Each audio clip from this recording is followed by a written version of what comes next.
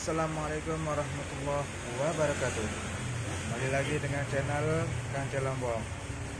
Nah, di video kali ini saya akan mengasih sebuah tutorial bagaimana cara kita mengedit sebuah video yang kebalik, yang dimana video itu kelihatannya walaupun kita pakai tangan kanan tapi kelihatan pakai tangan kiri.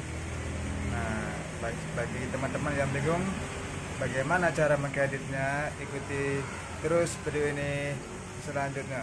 Oke. Jangan